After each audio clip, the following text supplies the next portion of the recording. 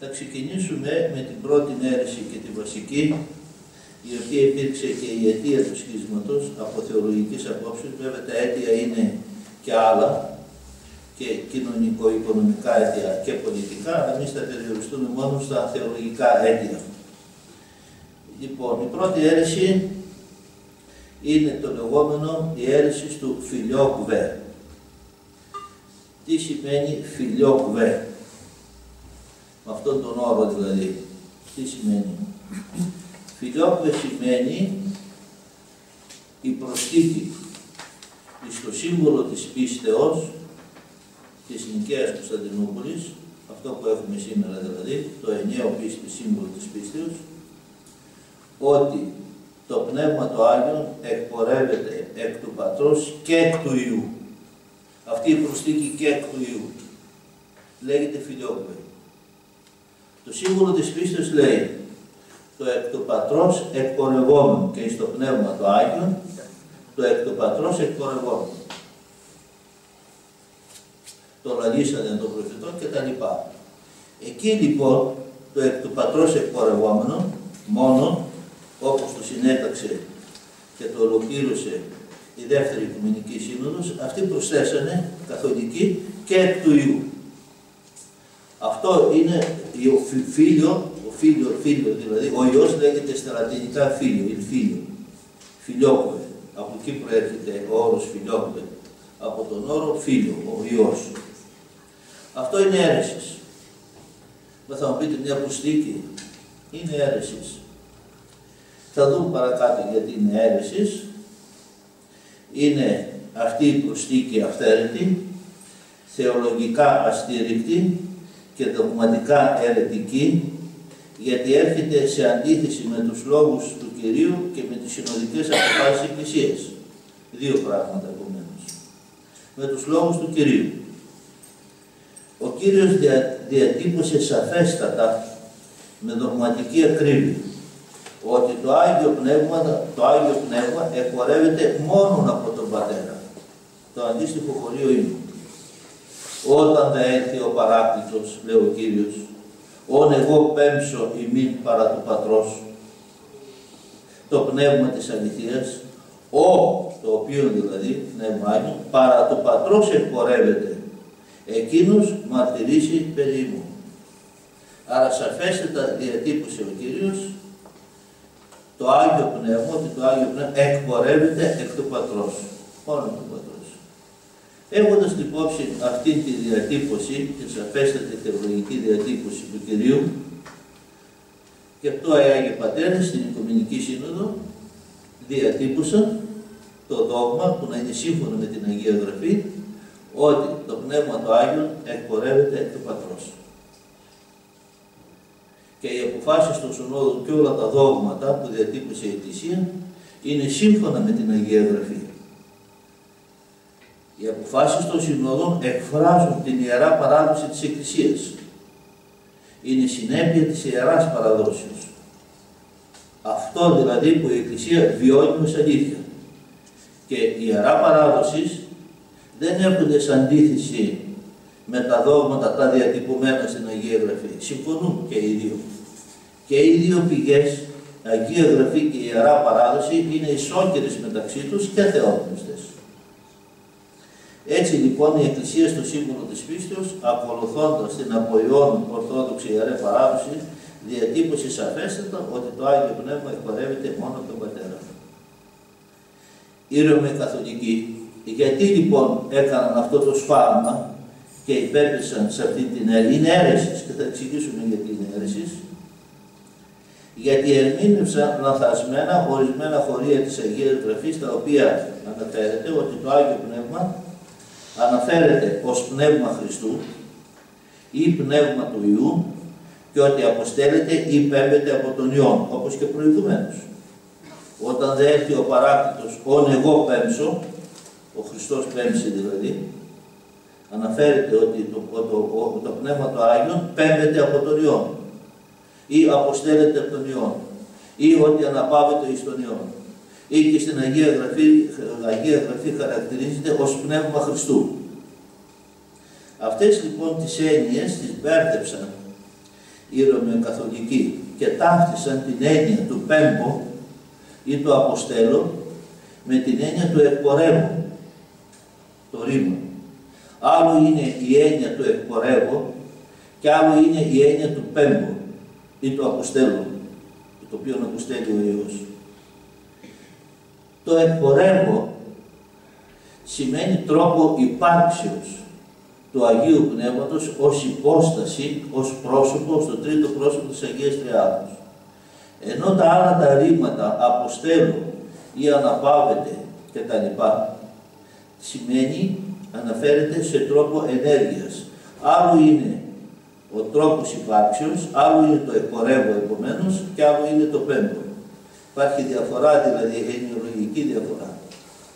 Και στο σύμβολο της πίστεως, εκείνο που δογματικά, όπως είναι συντεταγμένο, και στα τρία πρόσωπα αναφέρονται θεολογικά ο τρόπος υπάρξεως των τριών υποστάσεων, του Πατρός, του Υιού και του Αγίου Πνεύματος.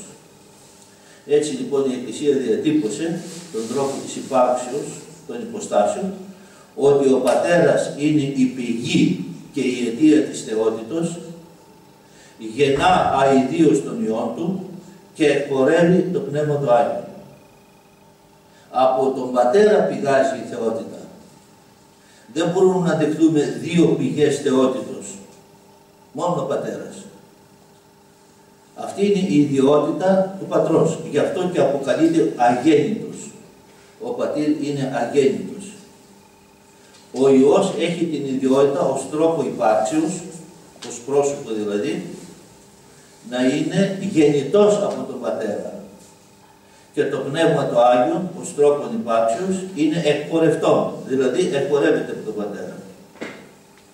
Λοιπόν, αυτή η θεολογική θέση, η βασική δηλαδή, ότι η πηγή και η αιτία της θεότητας είναι μόνο ο Πατήρ, ο οποίος γεννάει ιδίως τον Υιόν του από την ουσία του, ανάρχους, και εκπορεύει επίσης από την ουσία το Πανάγιο Πνεύμα, διαταράσσεται, ανατρέπεται με την προσθήκη του Φιλιόκβε ότι το Πνεύμα το Άγιο εκπορεύεται και από τον Υιόν, που σημαίνει ότι έχει δύο πηγές εκπόρευσης, που είναι αντίθετο με το βασικό δόγμα ότι η πηγή και η αιτία της θεότητας είναι μόνο ο Πατήρ.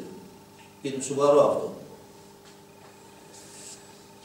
Οι Ρωμαιοκαθολικοί, όπως είπαμε, ναι. Ή τώρα, οι συνέπειες. Πρώτη συνέπεια το είπαμε, ότι αυτές τα υποστατικά ιδιώματα του κάθε προσώπου αναταράσσονται, δηλαδή ότι ο Πατέρας είναι αγέννητος, ότι είναι γεννητός ο Υιός και εκπορευτόν το Πνεύμα του Άγιο. Το δεύτερο, με το Φιλιόκβε, το σωτερολογικό έργο του Τριαδικού Θεού διολυσταίνει σε διαδικό. Δηλαδή σε έργο των δύο θείων προσώπων, του Πατέρα και του Υιού. Το δε Άγιο Πνεύμα καθίσταται βοηθός στη σωτηρία του ανθρώπου και όχι Κύριος και ζωοποιός. Με το να έχει δύο πηγές εκπόρευσης στο Άγιο Πνεύμα, υποβαθμίζεται η θεότητά του. Και επομένως η υποβαθμισμένη η θεότητα του Αγίου Πνεύματος γίνεται βοηθός των δύο άλλων θείων προσώπων και όχι Κύριος και ζωοποιός, τέλειος Θεός.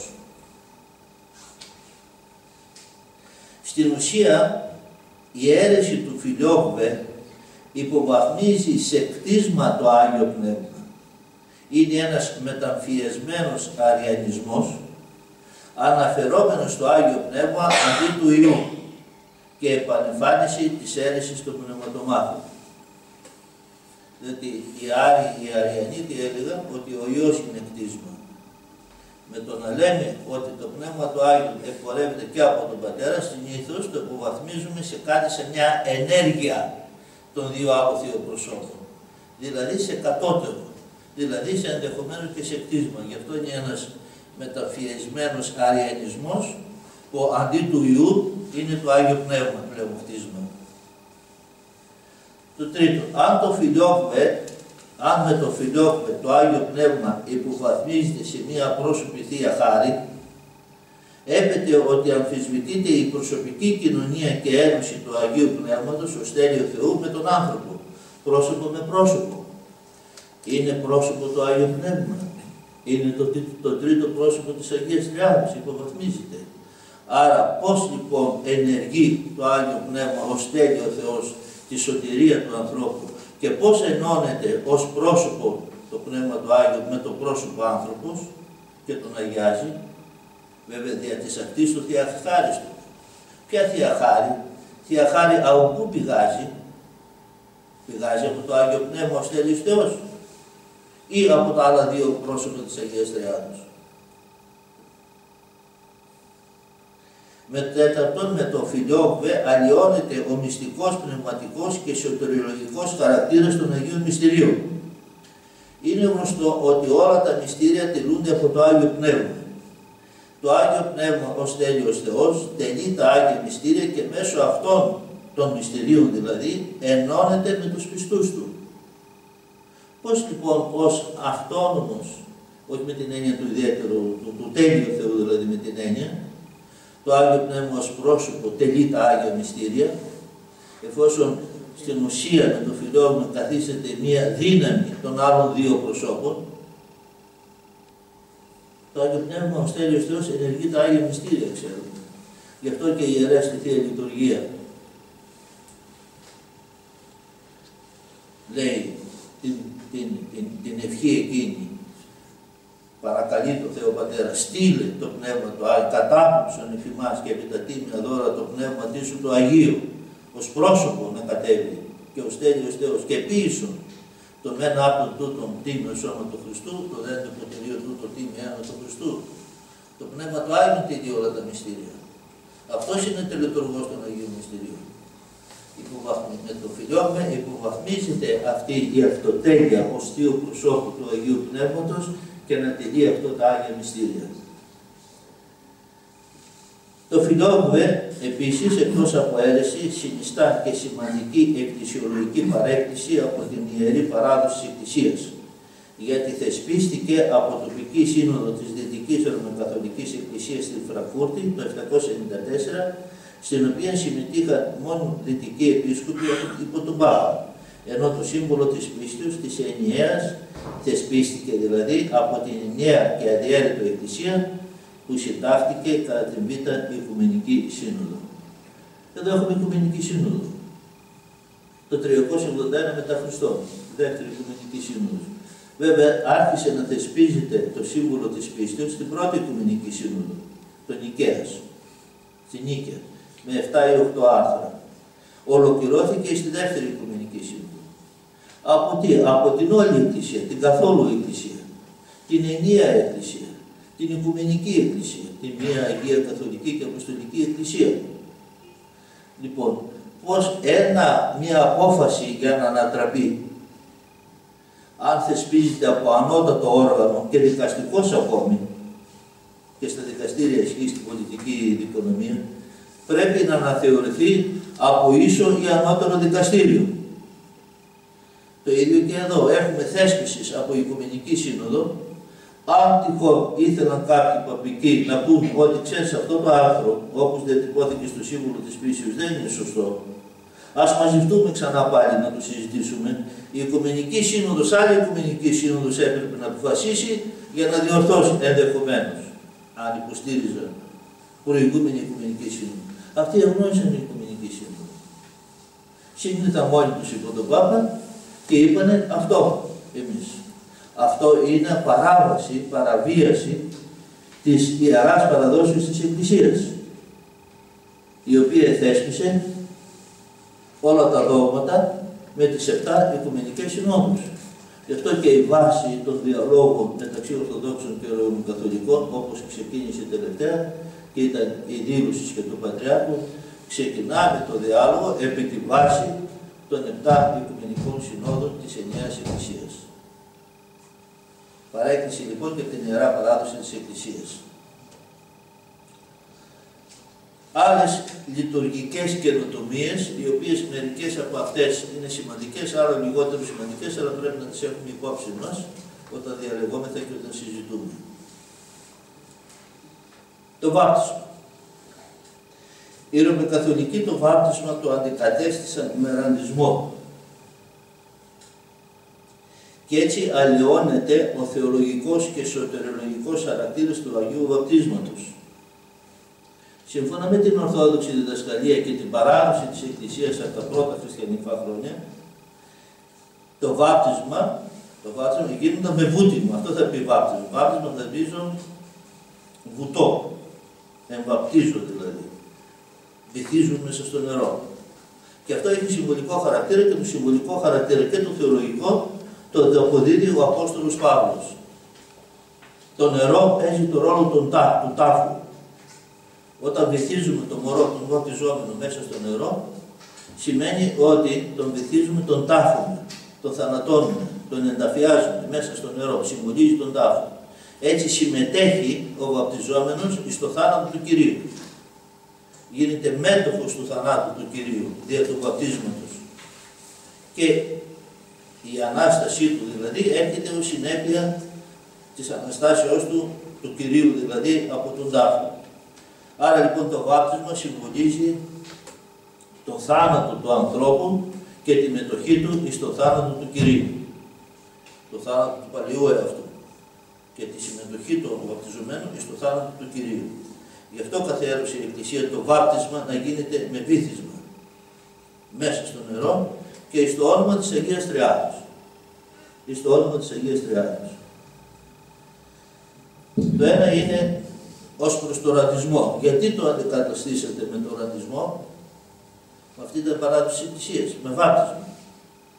Παντού όλα τα χωρία, τα αγιογραφικά μιλούν για βάπτισμα. Δεν μιλούν για ράνισμα. Τρίτο, δεύτερον, ως προς το βάπτισμα. Για να είναι έγκυρο ένα βάπτισμα, κατά την Ορθόδοξη παράδοση, απαιτείται να εκπληρώνονται οι τρεις βασικές προϋποθέσεις. Τρεις βασικές προϋποθέσεις. Νερό αγιασμένο, το ένα. Τριπλή κατάδεση, το δεύτερο. Και ορθόδοξη επίκτηση της ομοούσιας Αγίας Τριάδος. Τα τρία αυτά. Αυτά τα τρία στοιχεία δεν συνυπάρχουν στο βάπτισμα των Ρωμαιοκαθολικών, εκτός από το ράνισμα. Πρώτο, νερό αγιασμένο. Ποιος αγιάζει το νερό? Ο κανονικός ιερέας.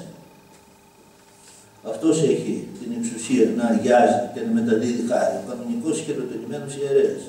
Και τίθεται το ερώτημα, από τη στιγμή από τότε που χωρίστηκαν από την ενιαία Εκκλησία, είναι έγκυρα τα μυστήρια των Ρωμαιοκαθολικών και επομένως είναι έγκυρα και το μυστήριο της ιεροσύνης. Έχουν έγκυρη ιεροσύνη οι Ρωμαιοκαλυθικοί ιερείς? Ένα ερώτημα εδώ. Έχουν έγκυρη ιεροσύνη, αφού αποσκίστηκαν.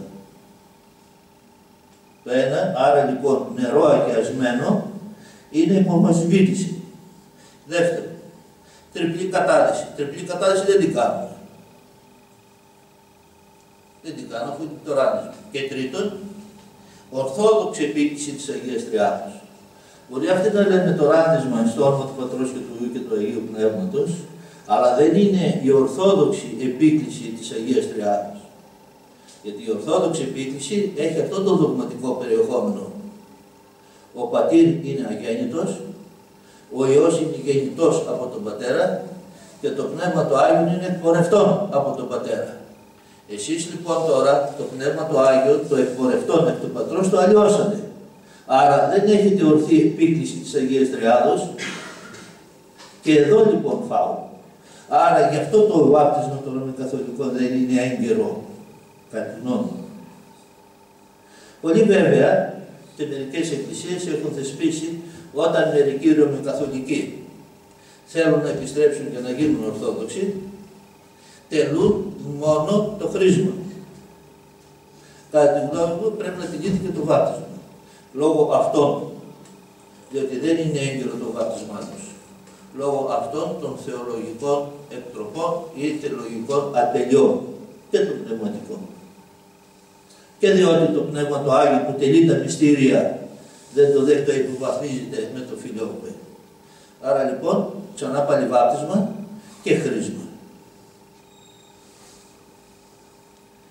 Δεύτερη λειτουργική καινοτομία. Το χρήσμα οι Ρωμαιοκαθολικοί το τηρούν αρκετά χρόνια μετά το βάπτισμα, στο 12ο έτος της ηλικίας.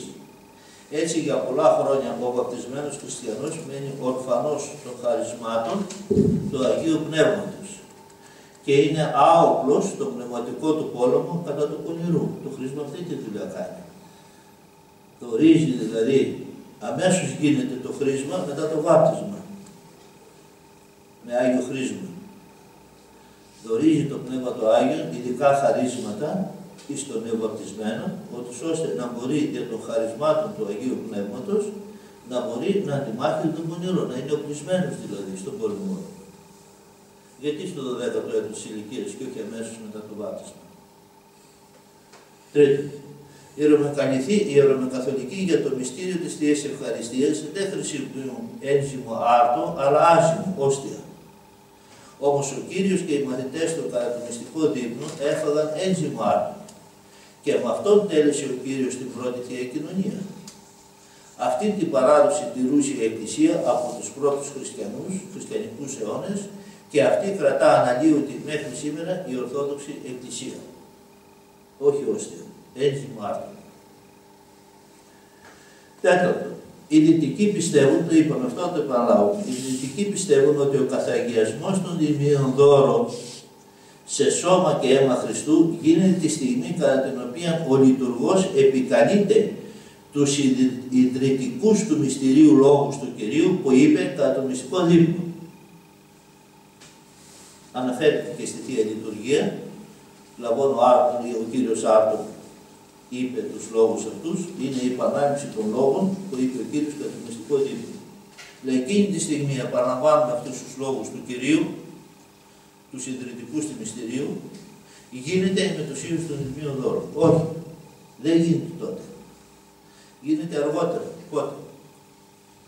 Ενώ κατά την αρχαίωτη παράδοση Εκκλησίας, την οποία συνεχίζει η Ορθόδοξη Εκκλησία, ο καθιασμός και η μεταβολή των τιμίων δώρων σε σώμα και αίμα Χριστού γίνεται τη στιγμή του καθαγιασμού, κατά την οποία ο ιερέας λειτουργός επικαλείται το Άγιο Πνεύμα, τον τελετουργό των Αγίων Μυστηρίων, να κατέλθει και να μεταβάλει τα τίμια δώρα σε σώμα και αίμα Χριστού. Τότε γίνεται.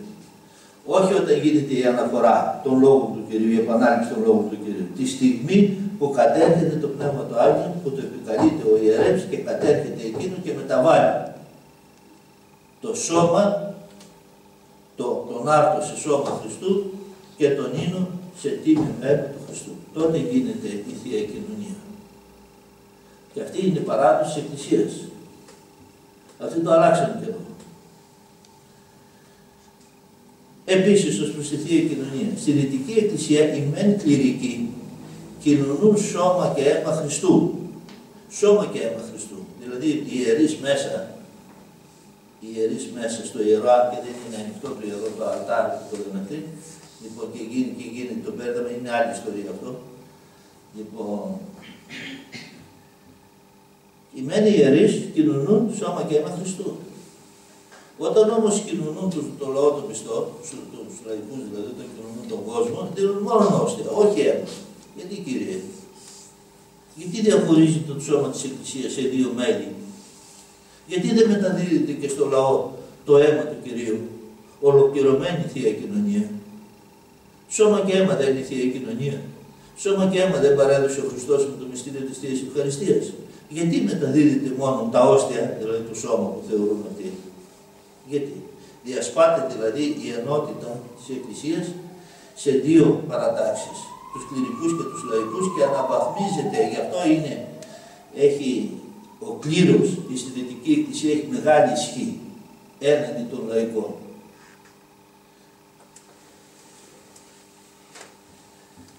Το μυστήριο του ευχελαίου επίσης η Παπική Εκκλησία το τελεί μόνο για τους ευτυμοθάνατους ως εφόδιο για την άλλη ζωή. Ενώ η Ορθόδοξη Εκκλησία το τελεί συνεχώς για όλους τους χριστιανούς ως αγιαστικό μέσο θεραπείας από όλες τις ασθένειες και τα πάθη, ψυχικά και σωματικά. Η Εκκλησία είναι ένα θεραπευτήριο. Δεν παίρνουμε το εφόδιο της ιάσεως των ασθενειών με το μυστήριο του ευχελαίου μόνο για την άλλη τη ζωή. Μα είμαστε άρρωστοι από αυτή τη ζωή. Πρέπει να θεραπευτούμε ψυχικά και σωματικά. Πώς θα πάμε στην άλλη τη ζωή άρρωστοι, τελευταία στιγμή δηλαδή? Γι' αυτό και η Εκκλησία τελεί το φιλάνθρωπο μυστήριο του ευχελαίου, να μεταδίδει τη Θεία Χάρη συνεχώς εις τους πιστούς, να αγιάζουν και να θεραπεύονται. Η Εκκλησία είναι ένα νοσοκομείο πνευματικό. Θεραπεία προσφέρει εις τον άρρωστο άνθρωπο από τις αρρώστιες του και κυρίως τις σωματικές και τις ψυχικές, λόγω της αμαρτίας. Και αυτό ζητά, θεραπεία ζητά. Αυτό δεν το κάνει, έχει άλλο φρόνημα. Η Ρωμαιοκαθολική Εκκλησία επίσης, τέλος, υποβάθμισε το ορθόδοξο ιδεώδες της άσκησης και εγκράτειας. Το ιδεώδες του ορθόδοξου είναι η εγκράτεια και η άσκηση. Η έκδοση των παθών, δηλαδή της ασκήσεως και της νεκρώσεως των παθών, της ασκήσεως και εγκρατείας. Η νηστεία στους Ρωμαιοκαθολικούς ουσιαστικά καταργήθηκε, αφού με απόφαση της Β' Βατικανής Συνόδου οι νηστήσιμες ημέρες περιορίστησαν σημαντικά. Ο τρόπος νηστείας ελαχιστοποιήθηκε και δόθηκε η δυνατότητα στους πιστούς να αντικαθιστούν τον κανόνα της νηστείας και εγκράτειας εν όλο ή εν μέρη με τα καλά έργα αγάπης και φιλανθρωπίας και άλλα. Μην νηστεύεις, κάνει ένα καλό έργο. Μην νηστεύεις, κάνει ελεημοσύνη. Άλλο το ένα, άλλο το άλλο.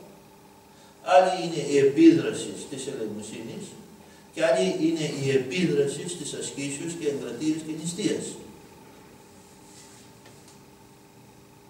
Όλα τα φάρμακα επιδρούν σε μια ασθένεια. Για μια ασθένεια θα πάρουμε εκείνο το φάρμακο, για την άλλη ασθένεια θα πάρουμε το άλλο το φάρμακο. Όλα μαζί πρέπει να συμβάλλουν στην αναγέννηση, στην θεραπεία του ανθρώπου. Αλλά γιατί να καταργήσουμε την νηστεία και την άσκηση και την εγκράτεια, γιατί ακριβώς από την νηστεία και την εγκράτεια νεκρώνονται τα πάθη και αγιάζεται ο άνθρωπος. Είναι έτσι επιτυχάνεται το πρώτο στάδιο αγιασμού που είναι η απάθεια. Τα καλά έργα εύκολα γίνονται. Τακτάκ δίνεις λεφτά και τελειώνεις. Όχι κύριε, κοίτα υποφέρει. Να εκκρατηθείς, να νηστεύσεις, να νικήσεις, να νεκρώσεις τον παλαιό σου εαυτό. Αν δεν νεκρώσεις τον παλαιό σου εαυτό των παθών, αγιώτης δεν υπάρχει. Κατά το ορθόδοξο φρόνημα. Αυτοί τα αντικαταστήσανε όλα αυτά. Αλλάξανε τα φρονήματα της Εκκλησίας. Και αυτό είναι φρόνημα της Εκκλησίας από αρχαιοτάτου χρόνου. Η νηστεία και η εγκράτεια είναι μέσα στη ζωή της Εκκλησίας από τον αρχαιοτάτου χρόνου. Τι είναι ο μοναχισμός δηλαδή. Παροχημένο πράγμα είναι. Άλλη αίρεση είναι η ικανοποίηση της Θείας Δικαιοσύνης. Τι εννοούμε αυτό. Από τον 11ο αιώνα περίπου, 10ο, διατυπώθηκε από τους παπικούς η νομικίστικη άποψη για τη σωτηρία, που αργότερα έγινε θεμελιώδες δόγμα του Ρωμαιοκαθολικισμού, ότι ο Θεός έστειλε τον Υιόν του στον κόσμο για να ικανοποιήσει τη Θεία Δικαιοσύνη Του από την προσβολή που υπέστη εξαιτίας της ανθρώπινης αμαρτίας. Ότι δηλαδή ο Υιός και Λόγος του Θεού ενανθρώπισε για να δικαιώσει το Θεό, να σώσει την υπόλοιψη του Θεού, ο Θεός να πάρει τη ρεβάνς έναντι του διαβόλου.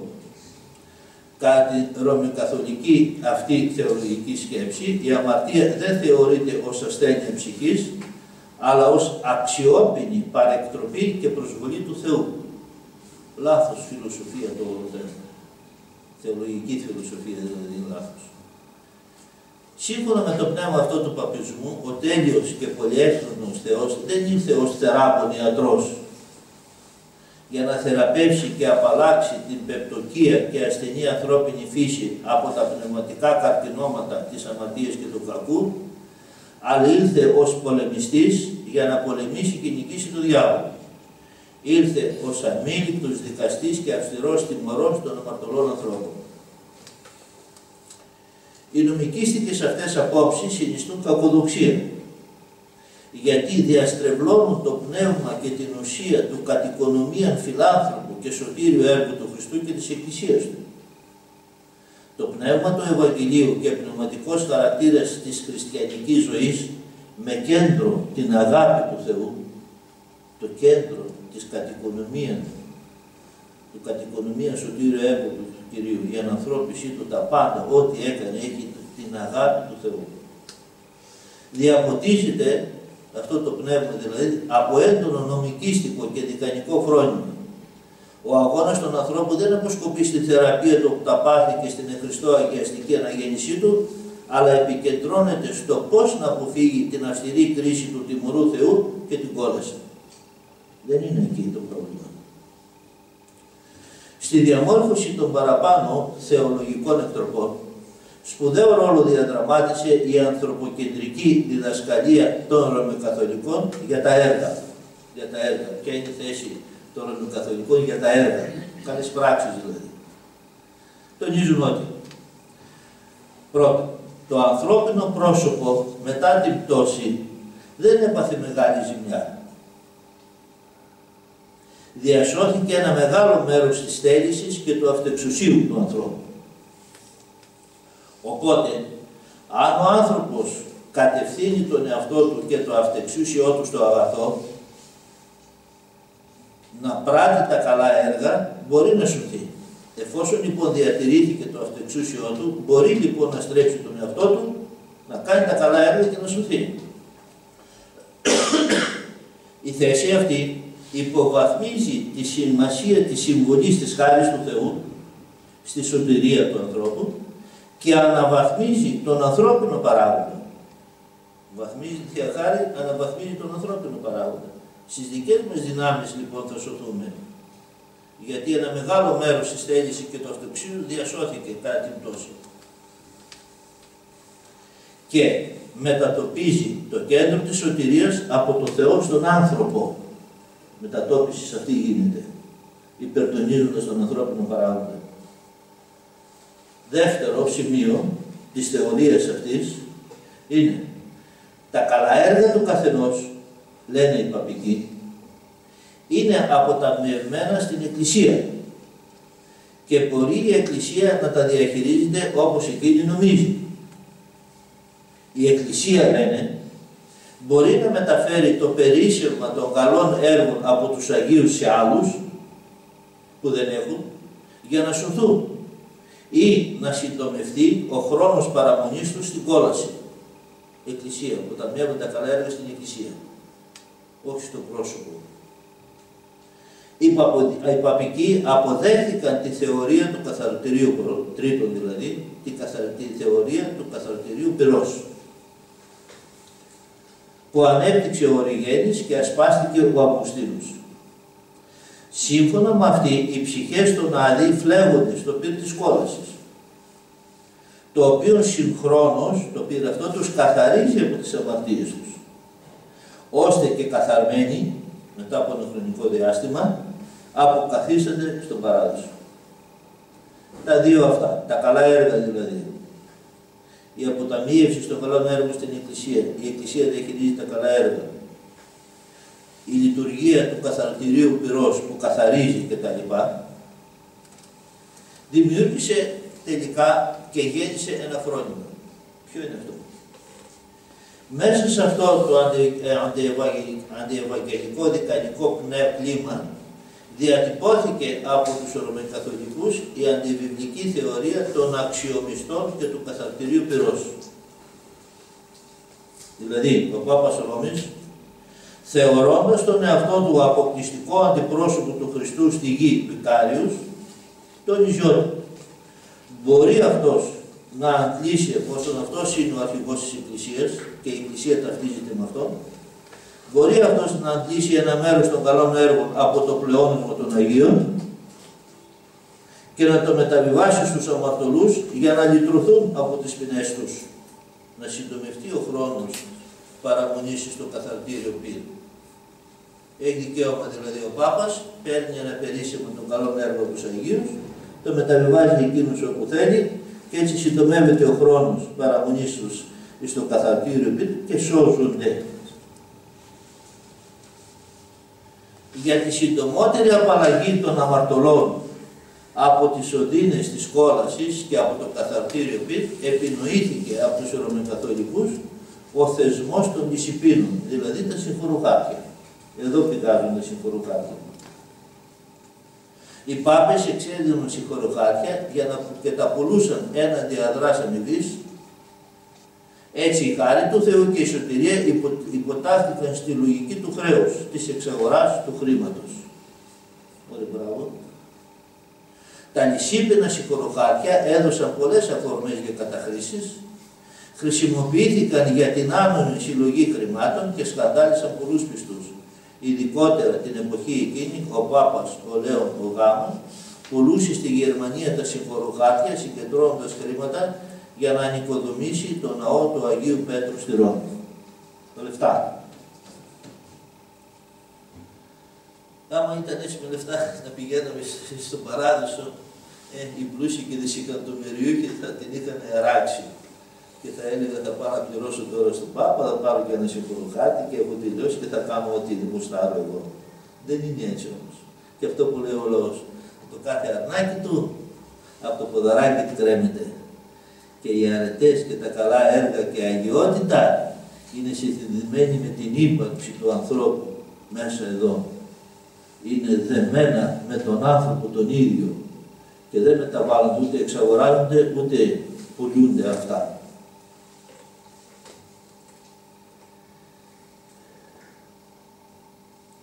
Η διδασκαλία της Ρωμαιοκαθολικής Εκκλησίας για το καθαρτήριο πυρ και η πρακτική της έδοξης συγχωροχαρτιών από ορθοδόξες θεολογίες είναι αστήρικτη και απαράδεκτη. Αν η θυσία που πρόσφερε ο Χριστός στον αναμάρτητο εαυτό του ήταν η μοναδική αγία, άμμονη και ευάρηση στο Θεό θυσία, με την οποία μας εξεγόρασε και μας λύτρωσε από την αμαρτία, πώς είναι δυνατόν ο Θεός να ικανοποιείται και να απαλλάσσει τους ανθρώπους από την αιώνια κόλαση με την προσφορά χρημάτων, με το μαμονά? Άλλωστε, αργότερα η ίδια Ρωμαιοκαθολική Εκκλησία κατάλαβε το λάθος της και καταδίκασε τις ενέργειες προηγουμένων παπών για τα συγχωροχάρτια.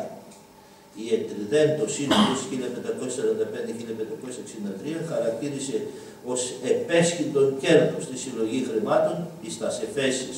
Με τις εφέσεις, ο δε Πάπας Πίος Ε κατήργησε την ίσπραξη των χρημάτων. Μετά, τον υστέρων. Πόσες φορές είπα να κάνατε λάθος. Και θα το πούμε και αργότερα, αφού κάνατε λάθος. Πώς λέει ο Πάπας ότι είναι αλάθητος? Ένα άλλο σημείο. Τόσα λάθη. Ένα λάθος θα πάει στον άλλο, μια αίρεση θα πάει στον άλλο και συνεχίζουν να λένε ότι ο Πάπας είναι αλάθητος. Τέλος πάντων, το πούμε αργότερα. Η άσπηλη πέμπτη καποδοξία, η άσπηλη σύλληψη της Θεοτόκου Μαρίας, Μαριολατρία. Οι Ρωμαιοκαθολικοί από εσφαλμένη ευσέβεια διατύπωσαν το δόγμα της άληψης σύλληψης της Θεοτόκου. Σύμφωνα με αυτό η Παναγία συνελήφθηκε και γεννήθηκε χωρίς το πρωτατορικό αμάρτημα. Το είναι λάθος. Έτσι η Παπική Εκκλησία ανυψώνει τη Θεοτόκο και την εισάγει στον εσωτερικό χώρο της τριαδικής θεότητας και θεϊκής ουσίας και την λατρεύει σχεδόν ως Θεό, μέχρι του σημείου να γίνεται λόγος για Αγία Τετράδα.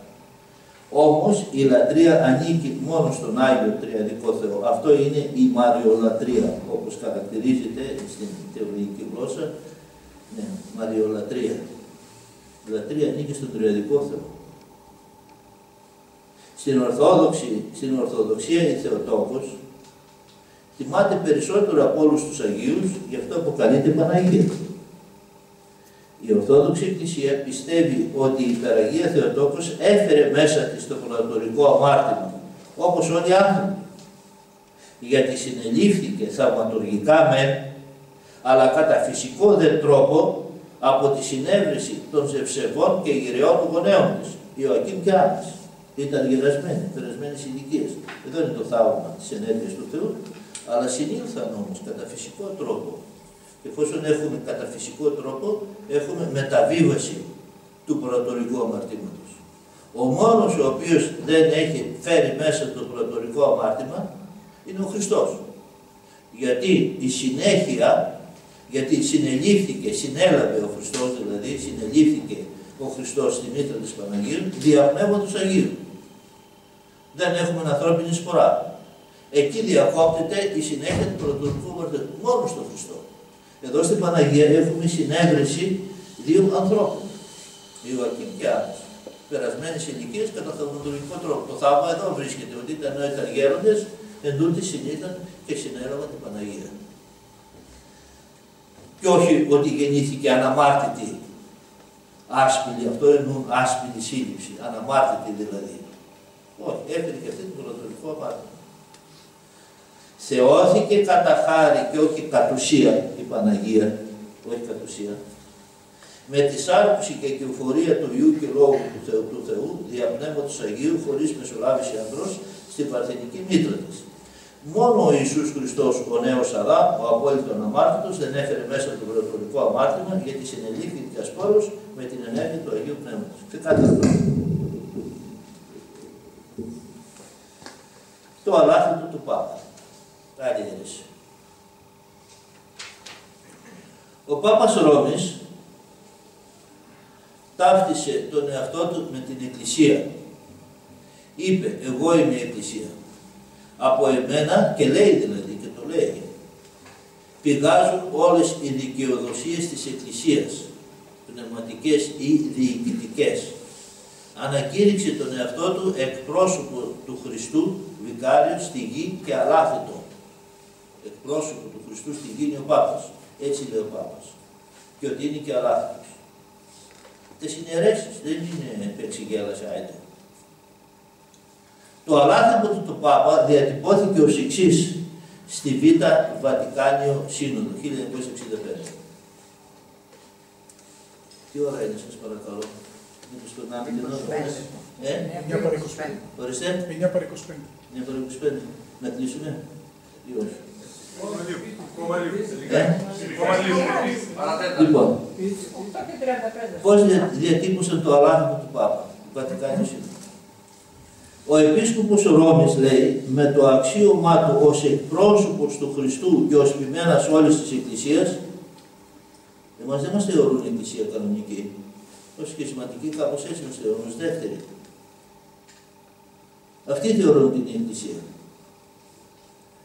Λοιπόν, έχει πλήρη υπέρτατη και παγκόσμια εξουσία μέσα στην Εκκλησία. Κοιτάξτε να δείτε, φιλοσοφία και νοοτροπία, την οποία μπορεί πάντοτε να ασκεί. Τελείες, υπάρχουν κι άλλα. Το αλάθητο με το οποίο ο Θείος Λυτρωτής θέλησε εφοδιασμένη την Εκκλησία, το έχει και ο Επίσκοπος Ρώμης. Καλά, την Εκκλησία είναι συνόδο. Γι' αυτό και οι αποφάσεις του Πάπα δηλαδή, πολύ ορθά θεωρούνται αμετάκλητες από το δικό τους χαρακτήρα και όχι από τη συναίσθηση της Εκκλησίας. Είναι αμετάκλητες. Διότι αυτός αποφασίζει. Ούτε η Εκκλησία μπορεί να ανακαλέσει τις αποφάσεις του Πάπα από τον εαυτό του. Είναι αμετάκλητες από τον εαυτό του. Ως εκπρόσωπος του Χριστού επάνω στη γη και ως αλάθητος ο Πάπας. Γι' αυτό δεν έχουν την ανάγκη από την επικύρωση των άλλων, ούτε επιδέχονται έκκλητο σε άλλα όργανα κρίσης οι αποφάσεις του Πάπα. Δεν επιδέχονται κρίση.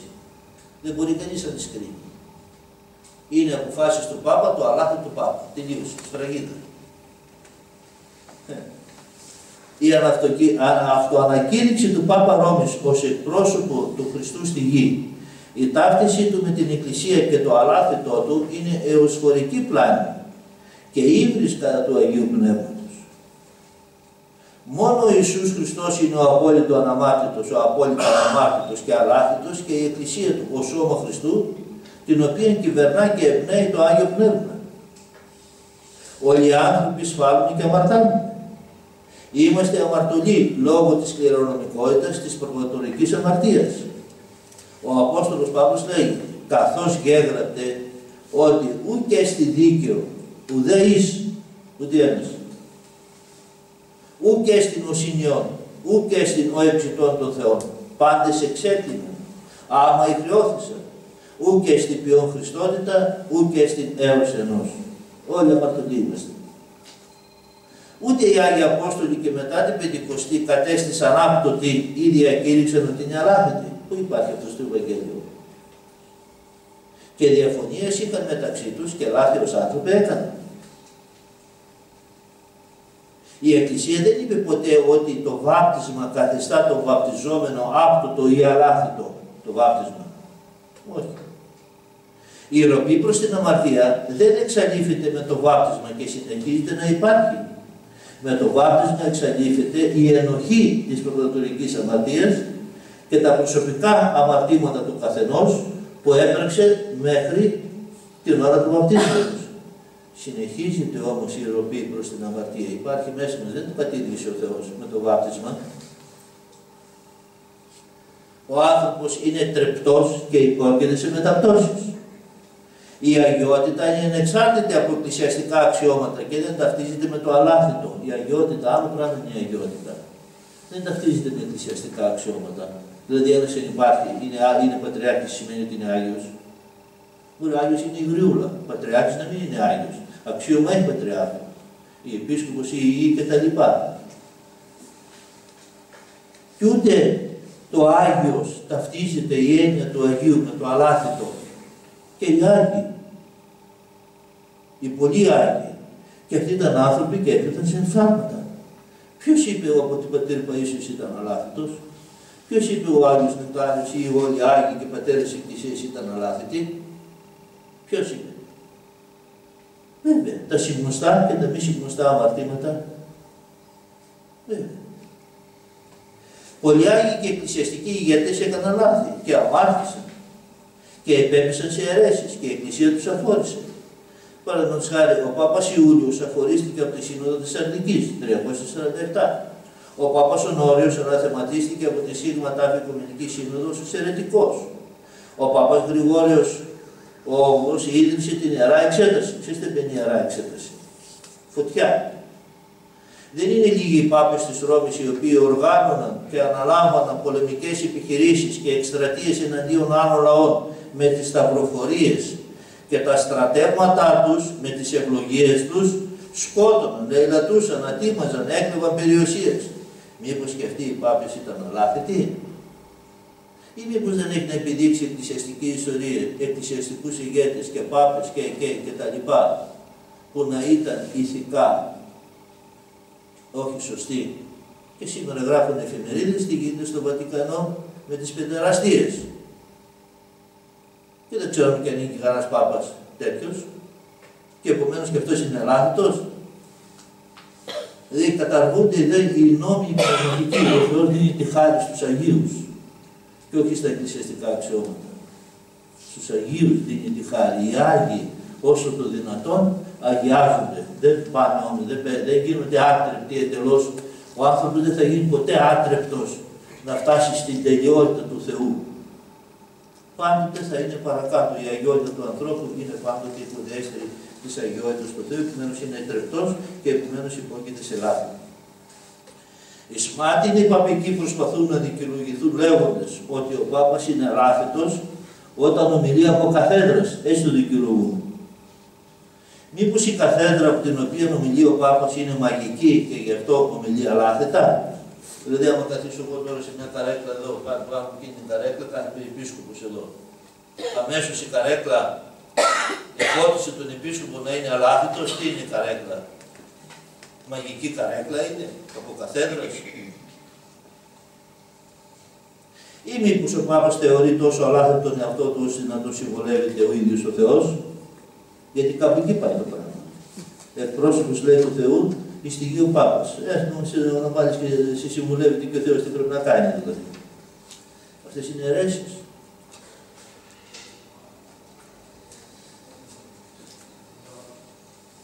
Το πρωτείο εξουσίας του Πάπα. Άλλη αίρεση μεγάλη. Και κλείνουμε με αυτό σήμερα για να συνεχίσουμε άλλη φορά. Τη συνέχεια δηλαδή, γιατί έχει και άλλα πολλά. Από τα πρώτα χριστιανικά χρόνια πρωτείο εξουσίας. Πρωτείο εξουσίας είχε ο Πάπας, έτσι λέει.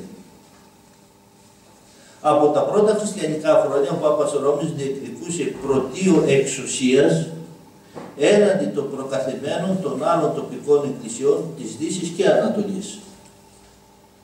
Τα βαθύτερα αίτια που προκάλεσαν τις απαιτήσεις του Πάπα Ρώμης να διεκδικεί πρωτείο εξουσίας ήταν πρώτον, το πάθος της εξουσίας. Από τα πρώτα χριστιανικά χρόνια ο Πάπας Ρώμης, ορμόμενος από το πάθος της εξουσίας επιθυμούσε να εξουσιάζει τις όμορες, ισχυρές τοπικές εκκλησίες. Γύρω από τη Ρώμη υπήρχαν και άλλες τοπικές εκκλησίες, μιλάμε για τη Δύση. Η Εκκλησία του Μελάνου, της Κατάνιας, άλλες της Λιώνους κτλ. Ήταν ισχυρά κέντρα πνευματικά.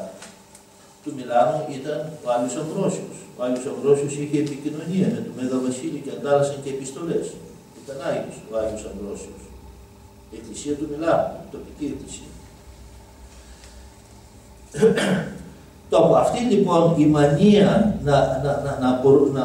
να εξουσιάζει στις άλλες εκκλησίες τοπικές συνετέλεσε το αποτέλεσμα να απορροφήσει όλες οι τοπικές εκκλησίες της Δύσης να απορροφηθούν από την Εκκλησία της Ρώμης.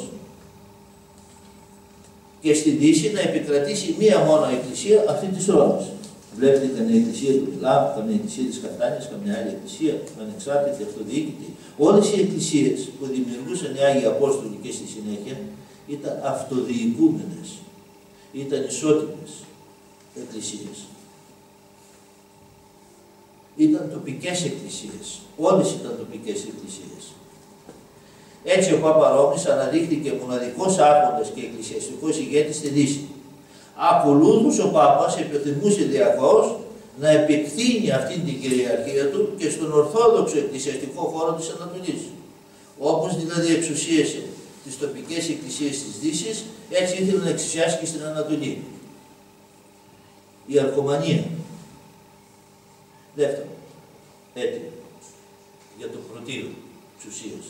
Η κατάργηση του συνοδικού συστήματος διοίκησης της Εκκλησίας. Από τα πρώτα χριστιανικά χρόνια το σύστημα διοίκησης των τοπικών εκκλησιών ήταν το συνοδικό. Τα σοβαρά προβλήματα η Εκκλησία τα αντιμετώπιζε με συνόδους. Είτε τοπικές συνόδους, είτε μείζονες, είτε οικουμενικές. Την τάξη και παράδοση αυτή ακολουθούσαν οι κατά Ανατολάς Ορθόδοξοι εκκλησίες και την ακολουθούν μέχρι σήμερα. Γι' αυτό η κάθε τοπική εκκλησία διοικείται από σύνοδο. Η σύνοδος διοικεί.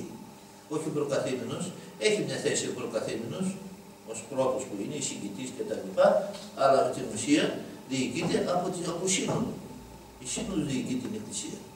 Αντίθετα, η Εκκλησία της Ρώμης κατήργησε το συνοδικό σύστημα και την διοικούσε αυταρχικά ο Πάπας Ρώμης. Δεν υπάρχει σύνοδος στην Δυτική Εκκλησία. Η σύνοδος απλώς επικυρώνει τις αποφάσεις του Πάπα. Αυτός είναι ο ρόλος της συνόδου. Όχι να μαζευτούν εδώ και να πούν τι λες εσύ, ψηφίζουμε και κάνουμε και παίρνουμε την απόφαση. Όχι. Επικυρώνει η σύνοδος την απόφαση του Πάπα. Ο Πάπας έλεγε και συνεχίζει να λέει ότι αυτός είναι η Εκκλησία και από αυτόν πηγάζουν όλες οι δικαιοσύνες και εξουσίες της Εκκλησίας. Άλλο το είδαμε προηγουμένως που διαβάσαμε εκεί πέρα το αντίστοιχο που είναι για το αλάθημα. Αυτός παίρνει τις αποφάσεις, η περί αυτών σύνοδος τις επικαιρώνει και όλοι οφείλουν να τις εφαρμόζουν. Λέγει ότι η ιεροσύνη πηγάζει από τον εαυτό του και όχι από την Εκκλησία. Και η ιεροσύνη από τον Πάπα πηγάζει, όχι από την Εκκλησία. Ενώ εδώ έχουμε η ιεροσύνη πηγάζει από την Εκκλησία. Η Εκκλησία δίνει το χάρισμα της ιεροσύνης. Και αυτό φαίνεται ειδικά στην περίπτωση του Επισκόπου. Η Σύνοδος αποφασίζει για την εκλογή του Επισκόπου. Τρίτον, ο παποκεσαρισμός. Τι είναι όνομα των όρων αυτό? Παποκεσαρισμός. Από τα πρώτα χριστιανικά χρόνια στη Δύση αναπτύχθηκε αντιπαλότητα μεταξύ των δύο κέντρων εξουσίας, της κοσμικής του Καίσαρα και της εκκλησιαστικής του Πάπα Ρώμης. Ποια εξουσία θα επικρατήσει έναντι της άλλης? Είχαμε διαμάχη δηλαδή των δύο αυτών εξουσιών, κοσμικής και εκκλησιαστικής.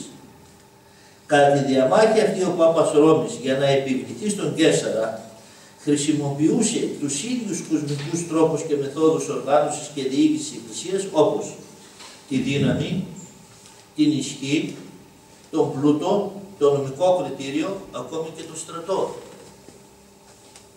Δηλαδή με τα ίδια μέσα, όπως διοικούσε ο Καίσαρας, το κράτος, με αντίστοιχα μέσα ήθελε να διοικήσει και την Εκκλησία ο Πάπας και να επιβληθεί στην κοσμική εξουσία. Το πνεύμα του Ευαγγελίου και οι πνευματικοί νόμοι ως τρόποι διοίκησης της Εκκλησίας, επικοινωνίας και επίλυσης των διαφορών, όπως η αγάπη, η προσευχή, η ταπείνωση, η υπακοή, η διακονία, η θυσία και άλλα, μάλλον τέθηκαν στο περιθώριο. Ο Πάπας Ρώμης επιθυμούσε να διευρύνει την εκπροσώπησή του σε όλους τους θεσμούς της κοινωνίας. Επιζητούσε να συγκεντρώσει στο πρόσωπό του όχι μόνο τη θρησκευτική εξουσία, αλλά και την πολιτική, να είναι συγχρόνως Πάπας και Καίσαρας. Και Πάπας να είναι αυταρχικός ηγέτης στην Εκκλησία τη Δυτική, αλλά και Καίσαρας να έχει και κοσμική εξουσία. Αυτά τα δύο ενωμένα μαζί δίνουν τον όρο Παποκαισαρισμός. Παποκαίσαρας. Αυτό σημαίνει Παποκαίσαρας. Και Πάπας και Καίσαρας.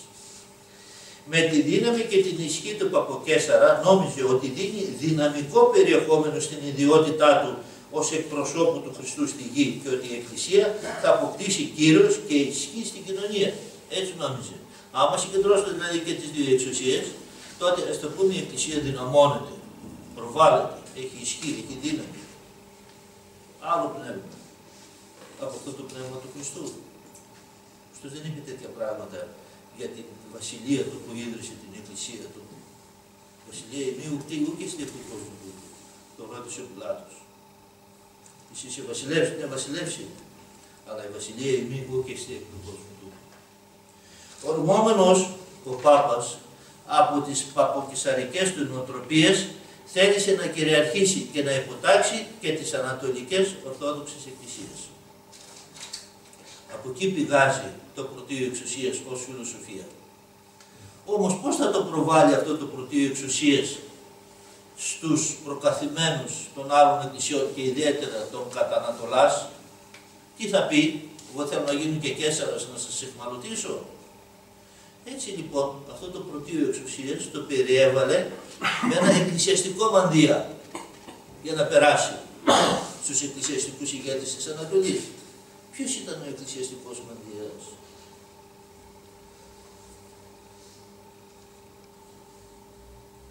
Για να υποτάξει ιδιαίτερα απλώς όπως είπαν τις Ανατολικές Ορθόδοξες Εκκλησίες, το περιέλαβε ως δίθεν νόμιμο εκκλησιαστικό του δικαίωμά του.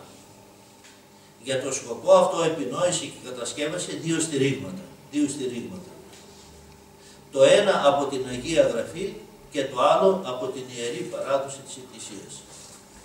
Ποια είναι αυτά τα δύο στηρίγματα ή οι δύο μανδύες, το περιτύλιγμα του πρωτείου εξουσίας? Να φαίνεται ότι είναι εκκλησιαστικό δικαίωμά του. Πρώτον, παρερμηνία χωρίου της Αγίας Γραφής.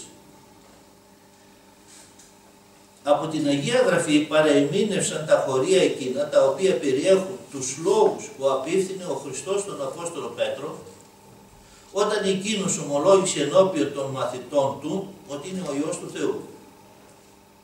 Ρωτάει ο Χριστός τους μαθητάς, τι να με λέγουσιν οι άνθρωποι είναι?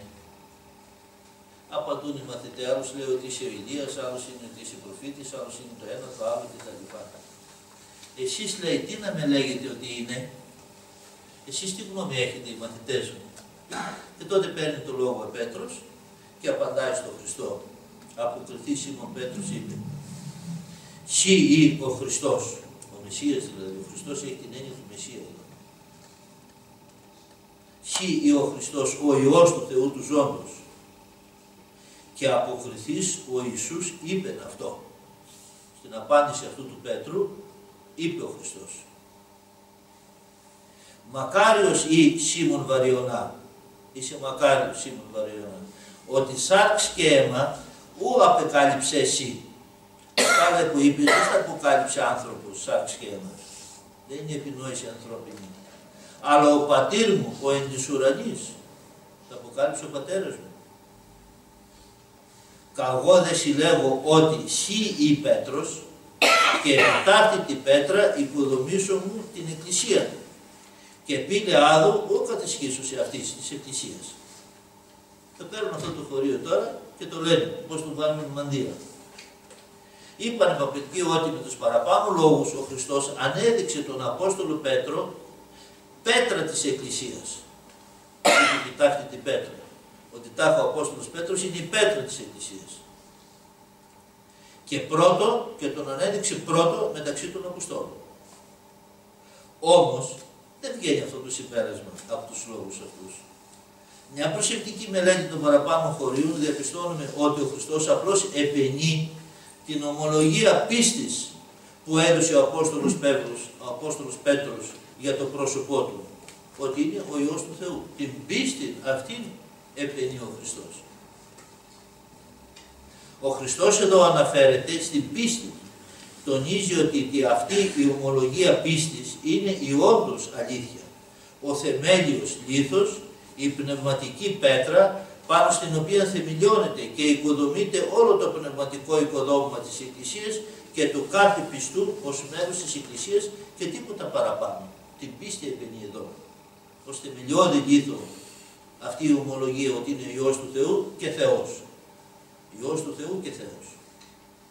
Για την ομολογία του αυτή, ο Χριστός χαρακτηρίζει τον Απόστολο Πέτρο μακάριο, είσαι μακάριος. Και προσθέτει ότι αυτή η πίστη του την αποκάλυψε μέσα του ο Θεός Πατέρας.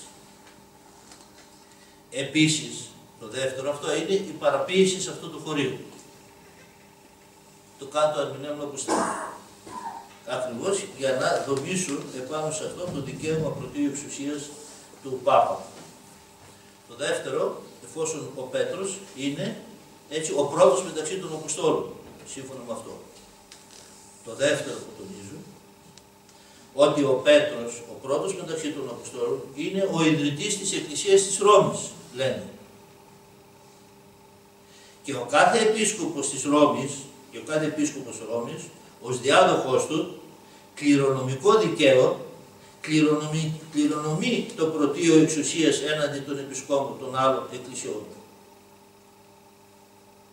Εκεί ύστερα το παραμεινεύουν αυτό, λέει, εφόσον με βάση το προηγούμενο χωρίο παραμεινευμένο ο Απόστολος Πέτρος είναι πρώτος μεταξύ των Αποστόλων, δεν είπε εδώ ότι είσαι πρώτος.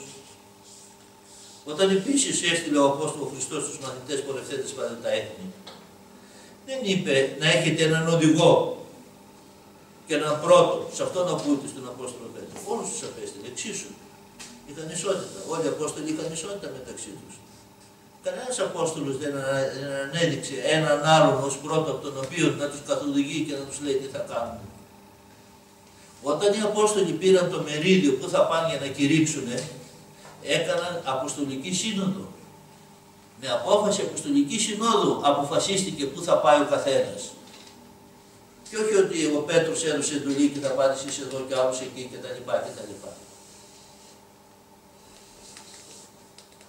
Επίσης, δεν είναι βέβαιος, αυτοί λένε ότι πρώτος επίσκοπος ή ο ιδρυτής της Εκκλησίας της Ρώμης είναι ο Πέτρος. Και άρα λοιπόν ο επίσκοπος της Ρώμης, ως διάδοχος του Πέτρου, είναι και αυτός πρώτος. Λάθος είναι αυτό.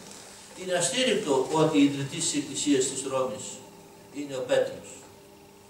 Και αυτό βγαίνει το συμπέρασμα από το γεγονός ότι ο Απόστολος Παύλος έστειλε την προς Ρωμαίους επιστολή προς τους χριστιανούς της Ρώμης. Και λέει ο Απόστολος Παύλος, λέει σε άλλο χωριό του, εγώ δεν συνηθίζω να οικοδομώ σε αλότριον θεμέλιο. Δηλαδή εκεί που πήγε ένας Απόστολος άλλος και οικοδόμησε, δεν πήγαινε ο Απόστολος Παύλος να οικοδομήσει εκεί, να στείλει επιστολές. Αυτό σημαίνει ότι δεν θεωρούνταν τότε, τα πρώτα χριστιανικά χρόνια, ότι ο Πέτρος είναι ο ιδρυτής της Εκκλησίας της Ρώμης. Αλλιώς δεν θα έστειλε ο Απόστολος Παύλος επιστολή προς Ρωμαίους, προς τους χριστιανούς της Ρώμης. Τίθεται το ερώτημα, βέβαια χριστιανοί στη Ρώμη υπήρχαν. Πήγε πρώτα ο Παύλος και ήθελε μετά ύστερα πήγε ο Πέτρος και μαρτύρησαν και οι δύο στη Ρώμη. Πώς ιδρύθηκε αυτή η Εκκλησία της Ρώμης, από ποιον ιδρύθηκε? Από αναλυτές και εκκλησιαστικούς συγγραφείς λέγεται ότι ιδρύθηκε από χριστιανούς εμπόρους που πήγαιναν για εμπορικούς λόγους στη Ρώμη, έγιναν χριστιανοί και αυτοί ύστερα μετέδωσαν την πίστη. Όχι ότι πήγε πρώτος ο Απόστολος Πέτρος. Από χριστιανούς που ήταν από τη Μικρά Ασία, από την Έφηρο και από την Αχαΐα. Και από την Ελλάδα δηλαδή. Το μόνο πρωτείο που παρέδωσε ο Χριστός στους Αποστόλους ήταν το πρωτείο αγάπης, ταπεινότητας και διακονίας. Γι' αυτό έπλυνε τα πόδια πόδια των μαθητών του για να τους παραδώσει βιωμένο παράδειγμα τη διακονία στους αδελφούς με θυσιαστική αγάπη και ταπείνωση. Αλλά αν θέλει ειν μέγας γενέστον, έστε ημών διάκονος, και ώστε αν θέλει εν ημίν είναι πρώτος, έστε ημών δούλος, ως περιός του ανθρώπου.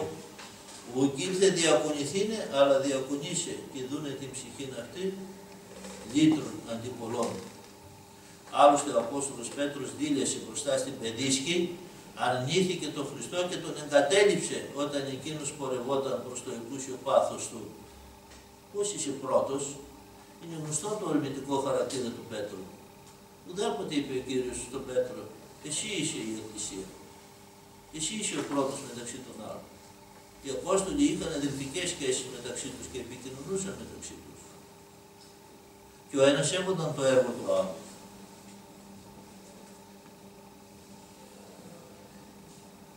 Τι πρωτεία υπήρχαν και έδωσε η Εκκλησία στους διαφόρους προκαθημένους. Όχι πρωτεία εξουσίας, αλλά πρωτεία τιμής. Πρεσβεία τιμής. Και σήμερα τα πρεσβεία τιμής υπάρχουν. Πώς υπάρχουν τα πρεσβεία τιμής? Πρώτος, ο δεύτερος και ο τρίτος. Όταν γίνεται η έξοδος των ιερέων, γίνεται με τα πρεσβεία τιμής. Πρώτος θα πάει ο Αρχιμανδρίτης, μετά θα πάει ο έγκαμος, μετά ο άλλος. Και ούτω καθεξής. Ή ποιος έχει την ιεροσύνη, πρώτος προηγείται. Αυτός που έχει παλαιότερη ιεροσύνη. Αυτά είναι τα πρεσβεία τιμής. Αν υποθέσουμε ότι υπάρχει ένα συλλήτωπο πατριαρχό, ποιος θα πρωτεύει, ποιος είναι ο πρώτος, ποιος είναι ο δεύτερος? Στην Εκκλησία υπάρχει τάξη. Το φρόντισε και αυτό η Εκκλησία. Θα αρχίσουν να μαλώνουν ποινιές. Όχι, εγώ είμαι πρώτος, είσαι δεύτερος, εγώ θα λέω αυτό, είσαι το άλλο. Έδωσε πρεσβεία τιμής. Ποιος είναι ο πρώτος, ποιος είναι ο δεύτερος, ποιος είναι ο τρίτος. Για την τάξη την εκκλησιαστική. Τέτοια πρεσβεία τιμής αναγνώρισε η Εκκλησία και όχι πρεσβεία εξουσίας. Ο κάθε προκαθήμενος είναι υπεύθυνος στη δικιά του Εκκλησία την τοπική. Και όχι πρωτείο εξουσίας να εξουσιάζει στους άλλους. Γι' αυτό έχουμε αποφάσεις οικουμενικών συνόδων επί αυτών των πρεσβείων τιμής και όχι εξουσίας. Η πρώτη Οικουμενική Σύνοδος των Σίγμα Ταφ Κανόνατες απέδωσε διοικητικά προνόμια στον Επίσκοπο Πάπα και Πατριάρχη της Εκκλησίας της Αλεξάνδρειας να προείσταται αυτός επί των Επισκόπων των επαρχιών της ευρύτερης περιοχής της Αιγύπτου, Λιβύης και Πενταπόλεως κατά αναλογία των διοικητικών προνομίων που είχε ο Επίσκοπος Πάπας και Πατριάρχης Ρώμης επί των Εσπυρίων Επισκοπών και Μητροπολιτών. Ανάλογα διοικητικά προνόμια αναγνώρισε και απέδωσε η Σύνοδος Οικουμενική στον Επίσκοπο και Πατριάρχη της Εκκλησίας της Αντιόχειας. Η Εκκλησία του Χριστού τις σχέσεις μεταξύ των προκαθημένων των προσβυγενών Πατριαρχείων τις όρισε ως θέσεις τιμής και όχι ως θέσεις υπεροχής και εξουσίας. Η Εκκλησία ουδέποτε αναγνώρισε σε κάποιον Πατριάρχη πρωτείο εξουσίας, αλλά προσδιορίσε τη σειρά και τα πρεσβεία τιμής μεταξύ των προκαθημένων των τοπικών εκκλησιών, όπως παραδείγματος χάρη. Παρακάτω. Ο τρίτος κανόνας της Β' Οικουμενικής Συνόδου ορίζει: το μέντι Κωνσταντινοπόλεως επίσκοπο έχει τα πρεσβεία της τιμής συγκεκριμένα. Μετά τον της Ρώμης επίσκοπον, δια το είναι αυτή νέα Ρώμη. Απέδωσε η Εκκλησία τα πρώτα πρεσβεία τιμής στον Πάπα Ρώμης, όχι για κάτι άλλο λόγο, γιατί ήταν ανώτερος ο επίσκοπος αυτός έναντι των άλλων, αλλά διότι η επισκοπή της Ρώμης ήταν η πρωτεύουσα του Ρωμαϊκού κράτους. Η επισκοπή είχε έδρα την πρωτεύουσα του Ρωμαϊκού κράτους. Γι' αυτόν τον λόγο. Και τίποτε έκαναν άλλο. Και επίσης απέδωσε τα δεύτερα πρεσβεία τιμής, όχι εξουσίας, στον επίσκοπο Κωνσταντινοπόλεως, γι' αυτό ακριβώς τον λόγο, τον ίδιο. Διότι μετετέθηκε ύστερα η πρωτεύουσα του Ρωμαϊκού κράτους από τη Ρώμη στην Κωνσταντινούπολη και γι' αυτό απέδωσε τα δεύτερα πρεσβεία τιμής της Κωνσταντινούπολης. Γι' αυτό και αποκαλείται ο Νέας Ρώμης. Πατριάρχης Κωνσταντινούπολης και Νέας Ρώμης. Γι' αυτόν τον λόγο. Όχι γιατί έχει άλλη εξουσία, απέδωσε άλλη εξουσία, γιατί είναι ανώτερος επίσκοπος. ή ότι έχει εξουσία επειδή είναι απόγονο ή κατάγεται από τον Απόστολο, όπως λέει τον Απόστολο Πέτρο κτλ. Το ίδιο αναφέρει και ο 28ος κανόνας της 4ης Οικουμενικής Συνόδου. Τα αυτά και εμείς οριζομέντε και ψηφιζόμεθα περί των πρεσβείων της Αγιωτάτης Εκκλησίας της Αυτής Κωνσταντινοπόλεως Νέας Ρώμης, τονίζει Νέα Ρώμης, και το αυτό σκοπό κινούμενοι 150 θεοφιλέστατοι επίσκοποι, τα ίσα πρεσβεία απένιμεν το της Νέας Ρώμης, Αγιωτάτου θρόνου, ευλόγους κρίνοντες την βασιλεία και συγκλήτω τιμηθήσαν πόλη και τον ίσον απολάβουσαν πρεσβεία τη πρεσβυτέρα Βασιλίδη Ρώμη. Τα ίσα πρεσβεία τιμής με την πρεσβυτέρα Ρώμη. Δηλαδή, ό,τι έχει πρεσβεία τιμής ο Ρώμης, τα ίδια να έχει ο Κωνσταντινοπόλεως εις τους άλλους, εις την Ανατολή, τα ίδια. Και εν της εκκλησιαστικής ως εκείνη μεγαλύτερη πράγμαση Δευτέρα κατ' εκείνην υπάρχουσα. Ο 36ος κανόνας της Πεντέκτη Οικουμενικής Συνόδου απέδωσε πρεσβεία τιμής στους Πατριάρχες. Μετά τον Πατριάρχη της Ρώμης, κατά τη σειρά ως εξής. Ορίζουν ώστε τον Κωνσταντινοπόλεο θρόνο, τον ίσον απολάβει πρεσβείων του της πρεσβυτέρας Ρώμης θρόνο και της εκκλησιαστικής ως εκείνου μεγαλύτερη πράγμαση. Δεύτερον, με εκείνον υπάρχοντα μεθόν το ότι Αλεξανδρέων Μεγαλοπόλεως αριθμεί το θρόνος. Ήταν ο Αντιοχίας και μετά τούτο ότι της Ιερουσαλήμου πόλεως. Γι' αυτό υπάρχουν αυτά τα πρεσβεία τιμής και σήμερα και διατηρούνται μεταξύ των πατριαρχών των παλαιφάτων πατριαρχείων. Πρώτο πρεσβείο τιμής ο Ρώμης, για το είναι η Ρώμη, η Εκκλησία της Ρώμης στην πρωτεύουσα του Ρωμαϊκού κράτους. Δεύτερον, διότι μετατέθηκε τον Κωνσταντινοπόλεως, γιατί μετατέθηκε η πρωτεύουσα στο Βυζάντιο, στην Κωνσταντινούπολη. Μετά απέδωσε στον Αλεξανδρίας, μετά απέδωσε στον Αντιοχίας και μετά απέδωσε στον Ιερουσαλήμ. Και αυτή το κρατάει η Εκκλησία του Χριστού μέχρι σήμερα. Τα πρεσβεία τιμής. Και η κάθε εκκλησία είναι αυτόνομη και αυτοδιοικούμενη. Και διοικείται μόνη της. Πού είναι αυτό στη Ρώμη? Ποια είναι η πρωτεία εξουσίας? Δεν είσαι όρεξη σαν να έφαγες στις άλλες εκκλησίες της Δύσης, μια χαψιά, της άνοιξης η όρεξη να φας και τις άλλες, τι λες? Γιατί ο Πατριάρχης και Πάπα Ρώμης δεν αποδέχεται τις αποφάσεις του Συνόδου της Ηνωμένης Εκκλησίας ως προς τα πρεσβεία τιμής και επιμένει σε πρωτείο εξουσίας, διαταράσσοντας την Αγίο Πνεύματι ενότητα της Εκκλησίας? Η αστήρικτη, ψεύτικη εφεύρεση και αιμονή του Πάπα Ρώμης σε πρωτείο εξουσίας αποτελεί σοβαρή παρέκκληση από την κανονική εκκλησιαστική τάξη και την ιερή παράδοση της Εκκλησίας. Εις μάτιν ο Πάπας ύπουλα προσπαθεί να μετατρέψει τα πρεσβεία τιμής σε πρωτείο εξουσίας με σκοπό να υποτάξει της Ορθόδοξης Εκκλησίας. Η αιμονή αυτή είναι δαιμονική. Υπάρχουν και άλλοι κανόνες, δεν θα τους διαβάσω. Αναφέρονται όλοι οι κανόνες αυτές στο πηδάλιο της Εκκλησίας. Μπορεί κανένας να τις βρει. Εγώ είχα υπόψη μου το πηδάλιο αυτό του έκδοση Βασιλείου Ρηγοπούλου Θεσσαλονίκη εδώ. Μέχρι εδώ. Για σήμερα και τα υπόλοιπα έχουμε κι άλλο την άλλη φορά.